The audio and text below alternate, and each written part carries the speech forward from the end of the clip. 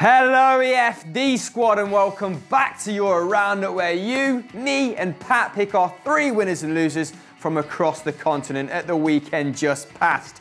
And we begin with a suggestion from Edouard17. He's picked Bayern Munich for his first winners, Pato, a game I was actually at amidst the maelstrom of rain, thunder, lightning, gelab. Shots.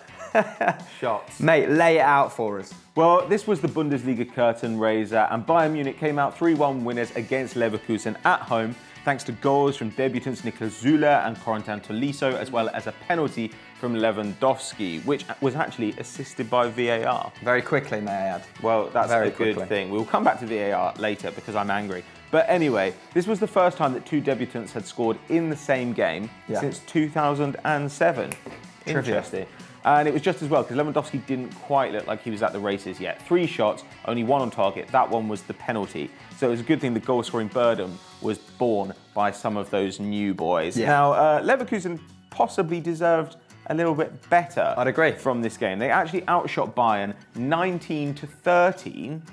Interesting. But they could only muster 4 on target. And though they had multiple chances, they couldn't make them count. As a result, they've paid with points. Yeah, Leverkusen were a little bit unlucky, particularly in the second half. And at the 4 of this improved 45 minutes were Kevin Campbell and Julian Brandt. Now, the latter completed 3 key passes and grabbed an assist after coming on for Leon Bailey. Now, those 3 key passes were the second most in the entire game, showing how instrumental he was in Leverkusen's attempted comeback. Now, Kevin Campbell also came on in the last half an hour, had 37 touches of the ball, Pato, and at that rate, he would have seen the most touches of the ball in the game. Now, Bellarabi was also extremely industrious for the visitors with 4 tackles, 4 key passes, 2 completed dribbles and 6 shots.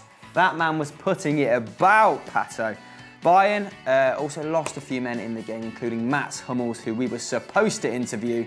He came off with a stomach injury, and as a result, I was up until 2 o'clock in the morning hammering out a script for Thomas Muller. Good times. Anyway, they welcome Jerome Boateng back next week and Thiago Alcantara, so maybe they'll be involved in match day 2, Pato. Bayern are going to take some stopping though. Do you think the likes of RB Leipzig, Bayer Leverkusen, Dortmund can do it, guys? Let us know in the comments below. Our first loser of the week comes from @LarryTweetsYaya. Yaya, where I come from, term for cocaine. Yayo. Anyway, he says that Antoine Griezmann should be in our losers. What happened to him? Well, after choosing to stay with Atleti and dyeing his hair in an abysmal fashion, his La Liga campaign got off to a worse of a start, Pato. He was sent off for the first time in his career in the opening match against Girona. Now, last season, he only got 3 yellow cards. Not exactly known for his bad temperament, but in this game, he got sent off for simulation and he got sent off for abusive language. This may have been born out of frustration as Atletico found themselves 2-0 down to 2 Christian Stuani headers of ex-Middlesbrough fame. And according to Spanish sources, Pato, he called the ref a uncajon, which means bottler. That's a loose translation. And that is why he was subsequently sent off. Now, one man who is not a bottle job is Angel Correa, who I believe inspired the comeback. Yeah, Correa hit a screamer to bring it back to 2-2. The Rojiblancos managed to save a point in this game, but they didn't manage to save face. They were thoroughly outplayed by La Liga new boys Girona. They had 47% possession, this is Atletico. They had 9 shots to 13, 3 on target to 6. So they really were on the back foot for most of the game. They missed Diego Godin at the back. They let in 2 headers, which is not something that you'd normally expect from that kind of dominant back line that they've built there.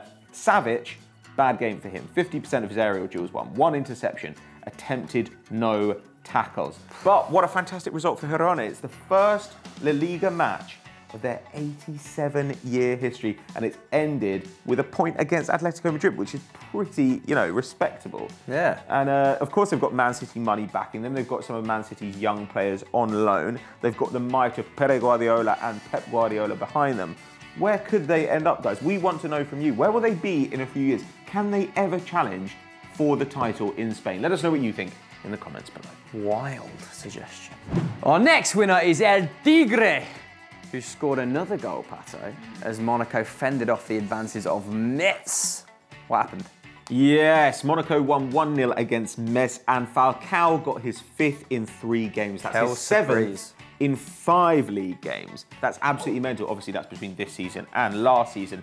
And Monaco peppered Metz with shots in this game, 22 to Mess's 9, though both teams had 5 on target. So there wasn't an awful lot of penetration, unlike you on your trip to Germany with Zach and Joe. Good times. Anyway, lack of proficient forward play meant that actually it was Monaco's backline that really stood out in this game, something that we're kind of unused to saying about them after their incredible attacking flair last season. The defence completed 12 aerial duels between them, and so they dealt really well with that direct style of play from Metz. And the man of the match was probably Djibril Sidibe, who we thought probably wouldn't be here at this point. In this game, 3 key passes, 4 completed dribbles, 3 aerial duels won, and 2 tackles. That is an all-round performance, my friend. Yeah, you know who didn't give an all-round performance? Diakabi. He continued to start instead of the want-away Mbappe, who wasn't even named on the bench, as the PSG rumours alarmingly build momentum. As I said, not a great game from him. He only got 1 shot off before being subbed on 66 minutes. Rashid Ghazal, though, came off the bench to get his first assist for the club. It was a lovely chipped through ball for El Tigre, who took it down with his left before taking it around the keeper and finishing on his right. Monaco have now won a club record 15 games in Ligue 1. So they're going to take some stopping despite being pillaged for their top talent. They're now on 9 points. They've only conceded 3 and they've scored 8. So they're going on with their business as per usual, aren't they? Yeah. Is anyone going to stop them? Probably Neymar and co. Let us know in the comments below. Loser number 2 comes from Alex SC Burke, and he says that RB Leipzig should be in our losers. Chris, what happened with the Red Bulls? Well, after an unbelievable debut campaign last season where they finished second, the Rotten Bullen have gotten off to a rotten start, Pato, by losing 2-0 away from home to Schalke, and it's the first time this club has been in the bottom half of the table. As per under Hassan Hüttl, they dominated possession. They actually had 65% of it this game, and they outshot Schalke 12-11, but they failed ultimately to put the ball in the back of the net. Now, Poulsen and Werner both started up front together and both failed to deliver big time in this game. They only managed 1 shot between them, Pato, and only created 2 chances for their teammates.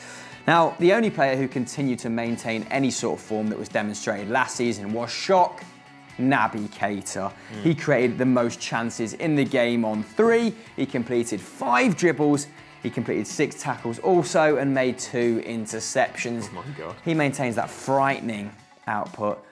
But what else was pretty frightening in this game, Pat? Well, Nabil Bentaleb was pretty damn good. I've got to say, like, his numbers in this game, not dissimilar to Keita's. 5 tackles, 2 interceptions, and of course the Algerian also scored a penalty in this match. So he played a role at both ends of the pitch. Now, Yevhen Konoplyanka also has a bit of form at the moment. He grabbed the other goal. He's now got 3 in 2 in all competitions. And it was really a dream start to Domenico Tedesco's managing career for the Royal Blues. Of course, he's just 31 years old, which makes him the 2nd youngest manager in the Bundesliga. Interestingly as well, Tedesco is Italian for German. Fun fact for you. I believe it is. Anyway. Also, we've got to give a little bit of a shout out while we're in the Bundesliga to another incident from Hamburg. Now, Nikolai Müller scored and then went off, celebrated, tripped over the corner flag, ruptured his ACL, out for 7 months. Scored a goal, Shouldn't laugh. Went down like a fidget spinner, according to George Wright. Great script work there from Georgios. But anyway, a great weekend was had by all in the Bundesliga. Apart from said fidget spinner. Well, I don't know, it's pretty funny, though. Our final winners are Benfica, and this comes from @Michael Silva on Twitter, a lover of the Portuguese game. Always on there about the Liga NOS. A fanatic, if anything. Congratulations, Michael, on your fandom. But yes, Pato, who did Benfica beat? They beat Belenenses and they beat them 5-0. They dominated this game as usual. They had 60% of possession. They had 20 shots to 7 for Belenenses. and the result was never in doubt. Jonas scored the first goal with a header in under 2 minutes. Salvio made it 2 with a finish from outside the box. And then in the 33rd minute, Haris Seferovic, what a name from the past that is. He scored by carrying the ball from the halfway line and banging it in. It was pretty impressive, but Jonas was really the star, wasn't he? Yeah, as you say, Pato, Jonas was the main man yet again for the Eagles as he assisted Seferovic with a great header and went on to get another 2 goals in the dying embers of the match. Now, the Brazilian, easily man of the match, 5 shots, which was a game high. He won 3 aerial duels, completed 2 dribbles, also got an assist and a hat-trick. So not a bad day at the office for him, starting as he means to go on and maintaining that incredible form from last season. Pizzi, the little midfield maestro, also deserves a special mention with an 87% pass completion rate. He attempted 5 dribbles too. He won 5 tackles out of 5 and got 2 assists. So yes, Pizzi and Jonas proving the dynamic duo yet again. And Benfica could also have scored more in this game. They hit the woodwork 3 times, a little bit like Leo Messi last night. And they're now also top of Liga NOS on 9 points, but only on goals for, Pato, because Porto and Rio Ave are also on 9 points. And if the Liga NOS continues at this rate, it could be pretty interesting this year because Benfica have won it at a canter the last few seasons, haven't they? But who do you think, get my words out, will triumph this season? Let us know in the poll above. Our final losers come from the bottom of the barrel. We've struggled to find a final one this week, but we've gone for Lazio. What happened? We are scraping the bottom of the butter with this one, Pato. But Lazio drew 0-0 at home to Spal, a recently promoted side whose badge looks like something from Pro Evo of old. Get the graphic designers in, boys. This is big leagues now. But anyway, Lazio in general are having a tough time. Star striker Keita Balde refused to train last week after they rejected numerous bids for him, and they were certainly missing his firepower up top as Palombi started in his place, not managing a single shot on goal, Pato. But the rest of his teammates certainly did, as the Light Blues smashed 23 in Alfredo Gomez's direction. But that goalkeeper, he had a stormer, saving all 13 of their shots on target. Wow. So yeah, frustrating night at the Stadio Olimpico for Simone Inzaghi and co. Now Immobile and Milinkovic-Savic, who is built like a brick house, managed 14 shots between them. 6 of Immobile's were on target, so they were doing their utmost, but Alfred Gomez keeping them out. Now, funnily enough, Spal were arguably the closest to scoring a winner in this game as Viviani hit the woodwork just before the 10-minute mark. So a game of attrition, Pato. Well, yeah, possession was really even in this game. 54% for Lazio, 46% for SPAL. But it's not a bad start to life in the top 5 for them. It's the first time they are in Serie A for nearly 50 years. And they've started it with a point, so not bad at all. But Lazio, on the other hand, back down to earth after their Supercoppa triumph over Juventus. Where will they finish this season? Will they make it into the Champions League, or are they going to get pipped by AC Milan? And will SPAL be able to stay up? Let us know in the comments below. So that was this week's Euro Roundup. Who have we missed out, guys? Let us know, as always, in the comments below and at us on Twitter. Paolo, what should they do next? Stay right here on Euro Football Daily and check out Stat Wars as usual, or head over to Football Daily and watch this week's winners and losers, where it's the 2 of us again. You're welcome.